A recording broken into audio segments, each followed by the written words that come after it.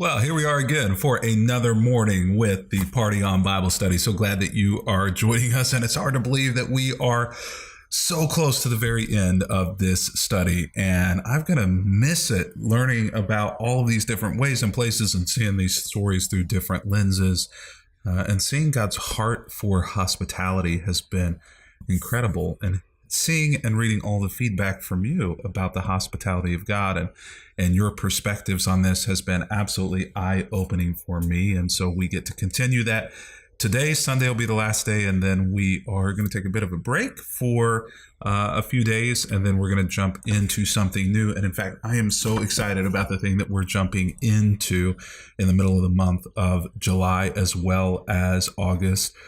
Instead of sending you a Bible study book in the mail, for all the donors at Christ Table today, you'll receive this for free. What I'm going to send instead is a follow-up book that's written by one of my favorite authors, somebody who I know intimately. And yeah, I know I'm holding up the wrong side of the book because I want it to be a surprise for you whenever you get it. But it's going to be about food. It's going to be continuing this conversation about the importance of the table, but it's going to look at it from a bit of a different angle. You're going to see the importance of the table for families. You're going to see the importance of the table for neighbors and communities.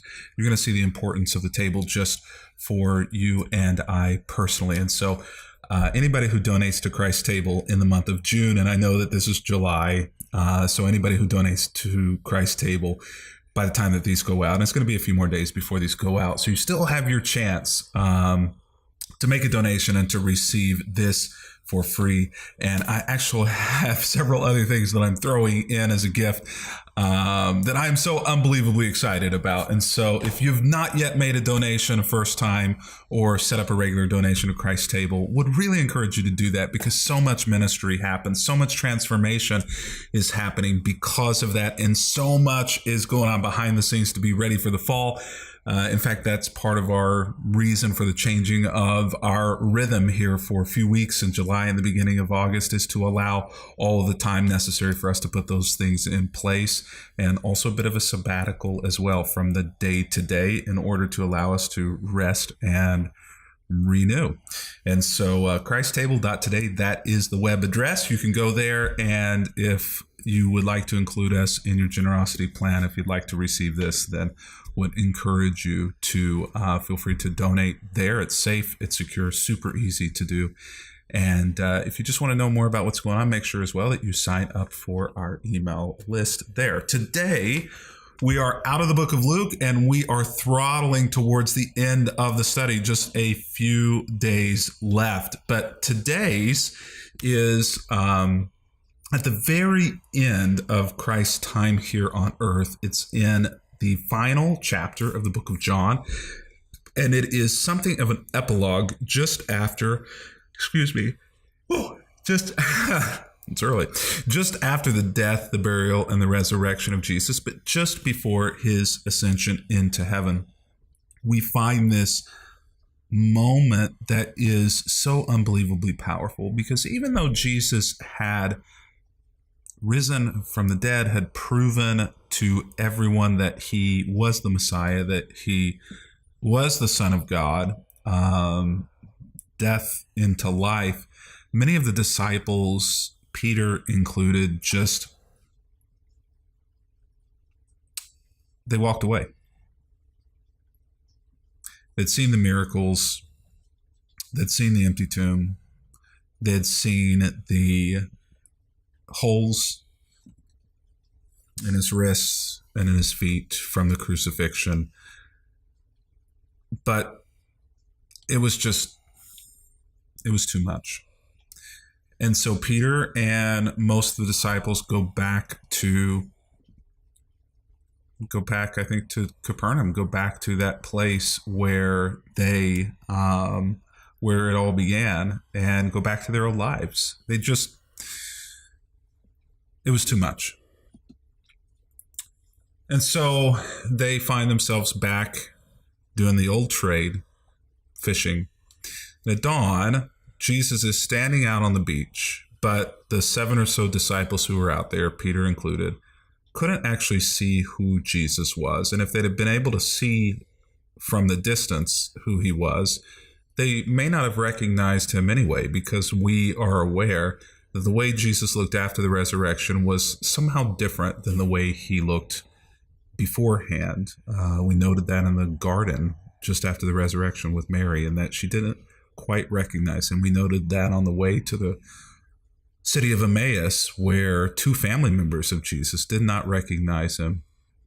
And so the disciples couldn't see who he was at dawn here. And so he calls out, "Hey, fellas, have you caught any fish?" Which, as a fisherman, pointing out that you have not caught any fish is unkind. "Nah," they shouted back across the water.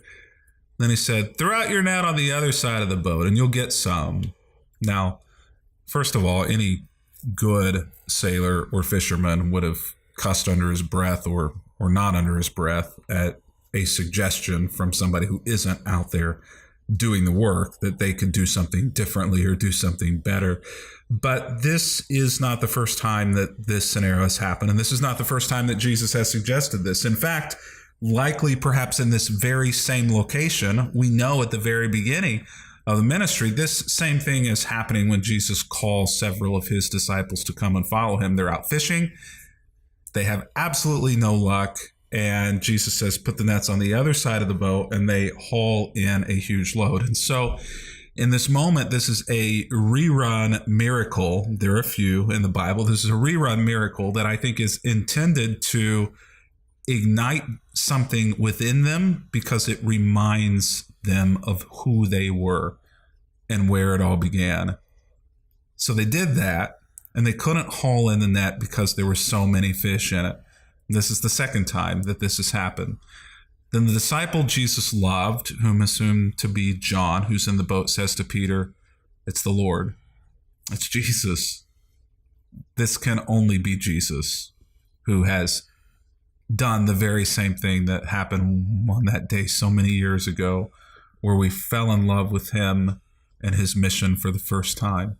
And when Peter hears that it is Jesus standing there, he puts on his tunic, for he had stripped for work, and he jumped into the water and he heads to shore.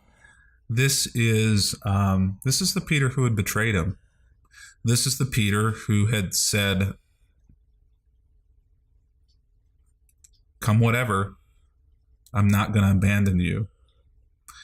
Peter had seen Jesus, and they had interacted after the crucifixion, but Peter now again has abandoned Jesus a second time, or a fourth time, as it were. But he jumps in the water and he heads to shore. The others stayed in the boat to do the rest of the work, pulled in the loaded net to the shore, for they were only about 100 yards or so from the shore. When they get there, they find a curious thing. They find that God himself has cooked them a meal. Think about that for just a moment. That Jesus, the one who has every right to be frustrated with them for knowing the truth and walking away from it, has cooked them a meal. Fish, cooking over a charcoal fire, and some bread. Sermons could be preached on this moment. They are experiencing, as they say, all of the feels here. Charcoal fire, why is that pointed out? There is only two places in the Bible where a charcoal fire is specifically indicated. Fires all the time, but a charcoal fire, the smell of a charcoal fire. The first is just outside of the high priest's house, the courtyard, where Peter denies Jesus at least once, if not 3 times. A charcoal fire, that smell. The fact that Jesus builds a charcoal fire here, the second only time on record that we have a charcoal fire in the Bible, is reminding Peter of that moment. But this isn't just a reminder for Peter. Look at what the meal is. Fish and bread. The feeding of the 5,000, fish and bread. The feeding of the 4,000, the rerun miracle, fish and bread. The Last Supper, fish and bread. The ongoing remembrance of Jesus that he has to be instituted, fish and bread. Fish cooking over a charcoal fire and some bread. Jesus says, though, I want you to bring some of the fish that you've just caught as well. So Simon Peter went aboard, dragged the net to the shore. There were 153 large fish, and yet the net had not torn. Now come over and have some breakfast, Jesus said. None of the disciples, though, dared to ask him, who are you? Because they knew it was Jesus. How did they know that it was Jesus? Remember, they can't tell from the way that he looks that it's Jesus. They know that it's Jesus because of his actions. They know that it's Jesus because he uses the table in this moment at breakfast as a reminder to them of his love for them. This is a semiotic meal. This is a meal of symbols that is intended not to rebuke them, but to provide wholeness for them and healing. Jesus knows something that we are only now beginning to learn, is that meals heal. They have a healing power. Inviting someone over to your table to break bread with you has a healing component. It heals relationships. It heals differences. It heals offenses. It heals hearts. It heals minds. It's good for the soul. Meals heal. Maybe that's why God invites us to remember him with a meal. It's because there is an element of healing in the meal that God allows us to experience each and every time we come to his table. He's asking us to remember. A great way to heal relationships, to build bridges, to provide hope to people is to offer a meal. Even better if that meal is one that has some sort of meaning in the relationship, a comfort food, someone's favorite food. But you see what Jesus does here is he doesn't just offer them food. He doesn't just offer Peter and the other disciples food. What Jesus actually offers to them is forgiveness and reconciliation. Jesus never has to say, you're forgiven. They never have to hear the words, you're forgiven. Jesus never has to reconcile with them. This act is the reconciling act between them. Actions speak louder than words. And this is the moment, I believe, where they truly become followers of Jesus Christ, where they truly begin their journey with him. It took a long time for them to get over their disease. It took a long time for them to be able to have their hearts softened enough so that they could truly accept forgiveness and reconciliation. Why was it too much? They felt that Jesus could never use them. Jesus would never forgive them. This is why whenever we use the table as an opportunity for forgiveness and reconciliation, especially towards those who are far from God or who have walked away from God or whom God's people says are not of God, this is the power of the table. And this is the power of us to restore the humanity, to restore the value, to restore the personhood in others. So what is the best advice that I can give you? The best advice that I can give you is really just to practice what Jesus taught you. Make a meal. Include others around the table at that meal. And even better, if that meal is an opportunity to build bridges, to heal divisions, and to help people see their worth and their value to God.